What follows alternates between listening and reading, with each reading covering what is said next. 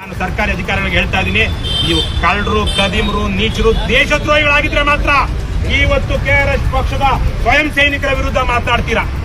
ನಿಮಗಿಂತ ಹೆಚ್ಚಾಗಿ ಇವತ್ತು ದೇಶವನ್ನ ಕಾಪಾಡೋದಕ್ಕೆ ಹೋರಾಟ ಮಾಡ್ತಿರೋರು, ಕೇಸುಗಳು ಹಾಕ್ಸ್ಕೊಂಡು ನ್ಯಾಯನೀತಿಗಾಗಿ ಹೋರಾಟ ಮಾಡ್ತಿರೋರು ಕೆಆರ್ಎಸ್ ಪಕ್ಷದ ಸೈನಿಕರು ಕಣ್ರಯ್ಯ. ಅರ್ಥ ಮಾಡ್ಕೊಡ್ರಯ್ಯ, ನಿಮ್ಮನ್ನ ನಿಮ್ಮ ಮಕ್ಕಳನ್ನ ಉಳಿಸೋದಿಕ್ಕೆ ಹೋರಾಟ ಮಾಡ್ತಾ ಇರೋದು. ದಯವಿಟ್ಟು ಇದನ್ನ ಅರ್ಥ ಮಾಡ್ಕೊಳ್ಳಿ.